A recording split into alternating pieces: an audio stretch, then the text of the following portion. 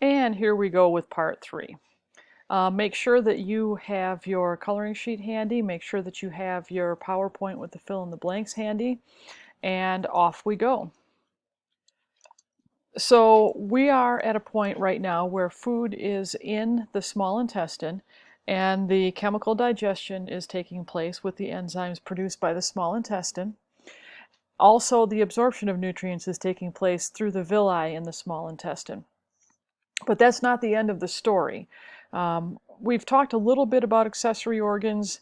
The salivary glands are accessory organs, but there are a couple more accessory organs that are in play here at the small intestine level. And one of those is the pancreas. And it is, I've got some pictures you'll be able to see in just a second. So the pancreas is found along the duodenum, which is important and key and makes sense because the pancreas produces a whole bunch of digestive enzymes that help to break the food down. The pancreas is mainly known for its production of insulin, which is a hormone that helps to regulate blood sugar levels. After you eat, a signal is sent to the brain that there's food in your digestive system and it's going to be the glucose is going to be getting into your bloodstream. And you don't want your glucose levels to stay super high for a long period of time. You want them to come down and kind of stay level. So insulin is the substance that does that. So the brain will send a message to your pancreas to produce insulin. But that's not the only function of the pancreas. The pancreas also produces a bunch of enzymes that help to digest food as it's going through the duodenum. It produces pancreatic amylase. We've seen amylase before being produced by the salivary glands. That helps to work on carbohydrate digestion along with the enzymes produced by the small intestine, the lactase, maltase, and sucrase.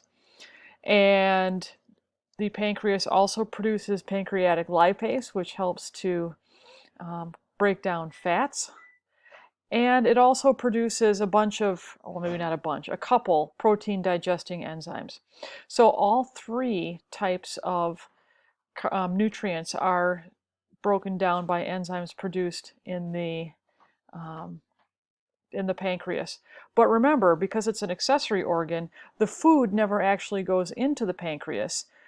These enzymes are produced in the pancreas, but then they have to be transported to the small intestine, and that happens by way of the pancreatic duct. A duct is basically just a fancy word for a tube. Now, one other word about the pancreas before we move on. Well, first of all, let me show you what it looks like. This is a drawing of where um, the pancreas is found. If you were back here in the background, this is the stomach back here.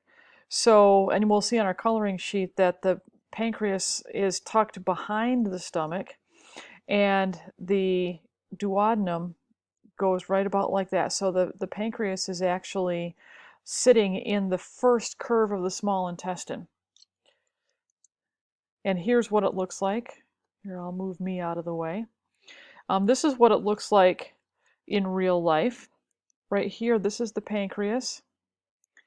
It is kind of a marbly type structure, fairly small, long and skinny. And up here, this is the stomach. This is somebody's hand moving the stomach out of the way. And then that means the liver would be over here. In fact, this is probably one of the lobes of the liver right here. That looks like the gallbladder right there. And then you've got intestine underneath there. Now, the thing about the pancreas, one other thing, is that it is one of the types, if you get cancer in your pancreas, it's one of the types of cancer that is silent, I guess, is a good word to describe it, because you can have pancreatic cancer and it can be progressing and you will have no symptoms whatsoever. Or maybe you'll just kind of feel like you don't feel good, or you're tired, maybe kind of like you're just under the weather, and that's the most of the symptoms that you get until the cancer is pretty far advanced. Um, One of my favorite actors from the 80s, Patrick Swayze, died of pancreatic cancer, and he was still a fairly young man. And that's one of the types of cancers that's pretty scary. So there's just maybe that's not a fun fact, but a fact about the pancreas. All right, the other accessory organ that's at work here is the liver. Now, the liver also has another job. Its main job has nothing to do with digesting food. The liver's main job is it's like the rehab center for your body. The liver's main job is to detoxify substances that get into your body, whether you put them in there yourself or whether they get in there accidentally. So if you eat fish from the Tittabawassee River and those fish have high levels of mercury, the liver's job is to get the mercury out of your bloodstream and to get rid of it. Well, the problem being is that your liver can't get rid of the mercury, so the mercury just kind of builds up in your liver, and that can cause some problems. But it's not just stuff like that. It's if you drink alcohol, it's the liver's job to break the alcohol down into a substance that can then be harmless and excreted in your urine. It is also medications, like if you take ibuprofen or acetaminophen or aspirin or ADHD medications or antidepressants or any type of medication like that, blood pressure medication, the liver's job is to break that down. That's why you have to keep taking it day after day, is because the liver's job is to break it down and get rid of it. We'll find out in a couple days, a couple lessons down the road, that the liver also takes old red blood cells and breaks those down and excretes them. So the liver's got a pretty big job, and digestion is not one of them. Oh, it also, if you were to be taking illicit drugs like marijuana or opioids or LSD or something like that, the liver would be responsible for breaking that down. And that's how come people who are chronic users of alcohol, illegal drugs, or even if you're taking prescription medications, if you're watching commercials and you see the list of side effects, and they also will say your doctor may perform liver tests to make sure that your liver is healthy. That's why, because your liver really takes a beating as it's breaking down all these substances over the course of your lifetime. So as far as digestion goes, that was just an extra little bit that you get. Bile salts are the only substance the liver produces that have a digestive function. And the bile salts, the bile in general, is stored in your gallbladder until it's needed. Um, the gallbladder will be a topic for another day. And the way that bile salts do this, bile salts are not enzymes. Bile salts help with the mechanical digestion of fats. And think of it this way.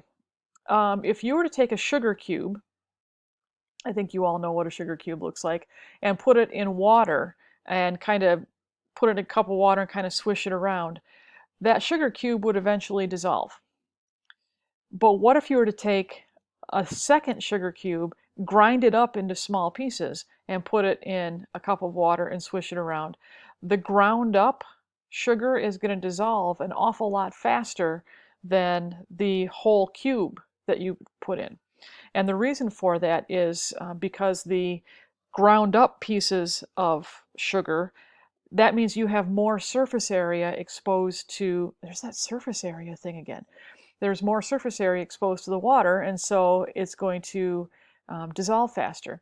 So that's what bile salts do to the fat. It takes large droplets of fat and breaks it down into smaller droplets of fat, so there's more surface area exposed to the lipase, the intestinal lipase and the pancreatic lipase, which is a good thing because you want fat to get broken down.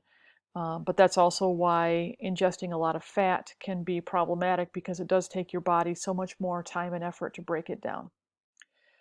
All right, so here's the placement of your liver. So the big red thing is the liver. Let me give you some context. Right here, this is the stomach, right in here.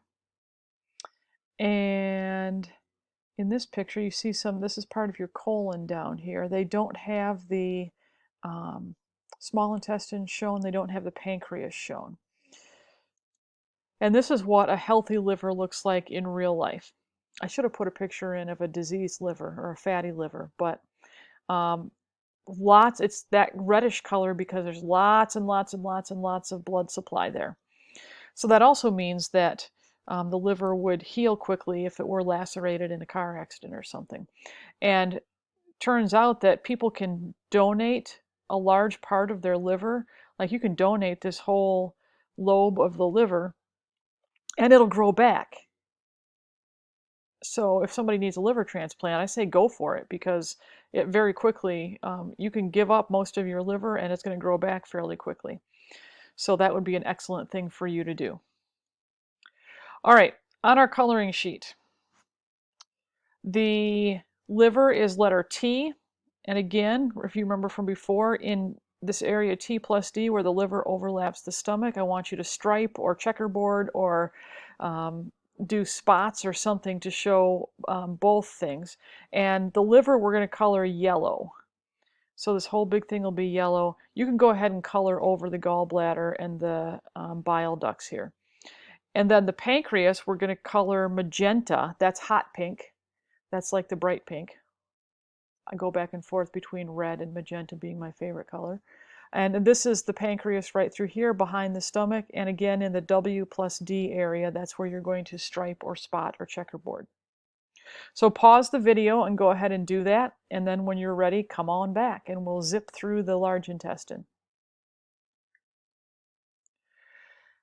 And we really are going to zip through the large intestine because I'm running out of time and because we're going to talk about it more when we do D-Day, Defecation Day, next week. So the thing about the large intestine is by the time food, or what's left of it, gets to the large intestine, all of the nutrients that are able to be absorbed have been absorbed. So there's really not a whole lot of digestion going on. There's not a lot of absorption of nutrients going on. So the large intestine's job mainly is to form feces. And for those of you who don't know what feces are, that would be poop. So there you go, I said it. The only thing that the large intestine produces is mucus.